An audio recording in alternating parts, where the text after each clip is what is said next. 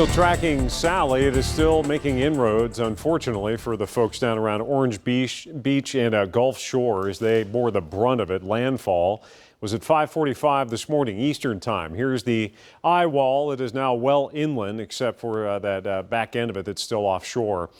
Category 2 storm, 105-mile-per-hour sustained winds, but the overall main impact is going to remain this torrential rainfall. You can see it just ever so slowly spinning ashore. There's Mobile, Alabama.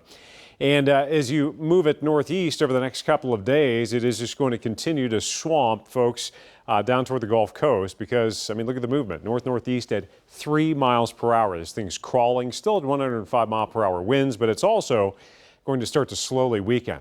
This is the flash flood watch that's in effect, and of course all the flash flood warnings that it inundate folks down along the panhandle of Florida and even over towards Gulfport, Mississippi there. So they're going to be dealing with that. This heavy rain and this band of it is going to just bypass us to the south. So impacts for us, pretty minimal to non-existent. But just a few states away, they could be dealing with a half a foot of rain all the way up into upstate South Carolina.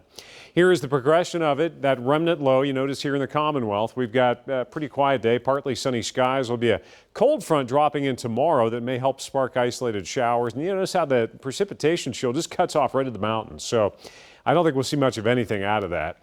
It passes through, that cold front comes in, a ridge builds in from Canada with a northeasterly wind, and we are set for what could be a very fall-like upcoming weekend.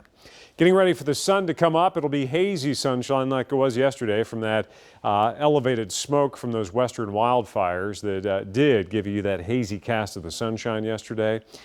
We've got 50s for the dew point as well, so the air is dry. It's comfortable out there, but look at this. Upper 70s today, around average, low 80s tomorrow, and then boom, that cooler air coming in. Highs barely into the low 70s. Some folks not getting out of the upper 60s into the weekend or average high.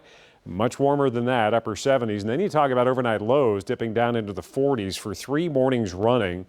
It's going to feel like fall this weekend, the first sign that the seasons are on the verge of changing. Here's the departure from normal. Temperatures around or slightly above normal into tomorrow, and then boom, here comes that cooler air filtering in from Canada, 5 to almost 15 degrees below normal from the Great Lakes, going right down into the Ohio and Tennessee Valley. Upper 70s today. We'll end up partly sunny. Isolated showers, a possibility, but again, most folks aren't going to see it. 60 overnight. Tomorrow, that cold front tracks south. Initially, we're in the low 80s for the high, but then the wind shifts and that cooler air starts to filter in. Look at the drop from the low 80s Thursday to around 70 Friday, and possibly not out of the upper 60s in spots, but also it is dry all the way through the 8-day forecast. No precipitation on the way beyond that minimal chance over the next 48 hours. Loads of sunshine, a cool but beautiful September weekend ahead.